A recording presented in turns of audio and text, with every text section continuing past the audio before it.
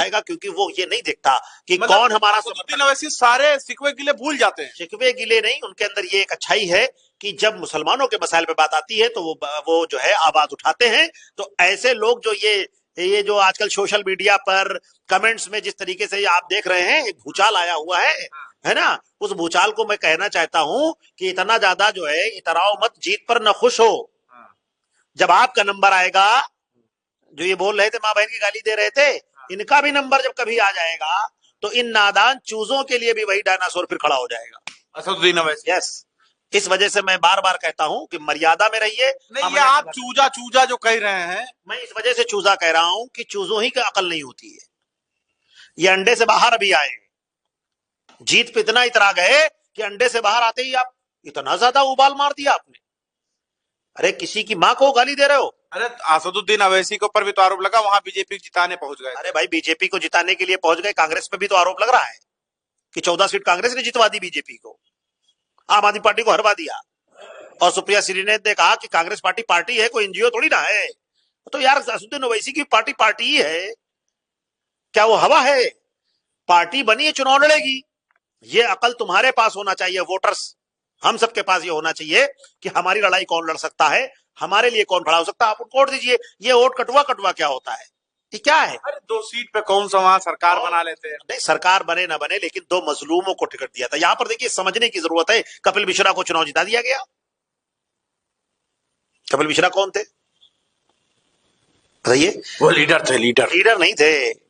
वो एक समुदाय को प्रोजेक्ट करते हैं और दूसरे समुदाय मुसलमानों को गाली बकते हैं, आक्रोशित गाली, एकदम उन्मादी गालियां। मतलब उनके समाज के लोग उनके साथ खड़े थे। देखिए एक दंगाई, वो भी एक दंगाई के रूप में गाली बकता जो व्यक्ति हो, वो दंगाई के टाइप में भाषा का इस्तेमाल करता हो, उस व्यक्ति को उन लोगों ने जिता दिया, उस व्यक्ति को उन लोगों ने जिता दिया। यहीं से समझने की जरूरत है। लेकिन जो मजलूम थे, जो बेकसूर जेल में बंद हैं, आप उनको नहीं जिता पाए और गाली देने लगे। सुनिए, अरे शर्म से चुल्लू भर पानी इस बात पर डूब रहे। एमआईएम का समर्थक नहीं, मैं एमआईएम पार्टी का नहीं, लेकिन जब मजलूम हो तो आपको ये चुनना चाहिए मजलूम कौन है, जरूरत किसको ज्यादा है। जैसे कि आपके यहाँ 2 पड़ोस में 2 लोग रह रहे हैं, लेकिन आपको ये देखना पड़ेगा किसके घर में भूख के मारे लोग परेशान हैं। पहले खाने की व्यवस्था वहां करिए आप, ना कि आप बगल वाले के यहाँ बिरयानी रखी हुई है, खाने की व्यवस्था वहां आप कर रहे हैं। जरूरत क्या थी? मजलूम को आप ताकत देते, मजलूम को आप जिताते। अरे तो चुनाव के टाइम शक्ति कपूर पता नहीं क्या क्या चीज कहा गया। देखिए जो ये शक्ति कपूर कहने वाले व्यक्ति भी गलत थे। क्या जरूरत थी आपको शक्ति कपूर कहने की? आप एक अमानतुल्लाह नाम है उसका, उसका नाम आप शक्ति कपूर से जोड़ रहे हो, ये भी शर्म की बात है। ऐसे शब्दों का इस्तेमाल चुनाव में होने नहीं चाहिए। चुनाव लड़िए, और लेकिन उस शक्ति कपूर से मां बहन की गाली पर कोई आ जाए, हमें तुम में उनमें फर्क क्या बचा? तुम तो उनसे निचले स्तर पे चले गए। मैं इसी वजह से बार बार कहना चाहता हूं कि मुसलमानों को अपनी कयादत को भी मजबूत करना पड़ेगा, अपनी अकल को भी मजबूत करना पड़ेगा, और बार बार किसी पार्टी के बंधुआ मजदूर बन करके ना वोट करिए। अपने लोगों के बारे में ख्याल करिए और उनको वोट करिए। जैसे दूसरे समाज के लोगों ने कपिल मिश्रा को जिताया, आप भी जिताइए ताहिर हुसैन को, शिफा को।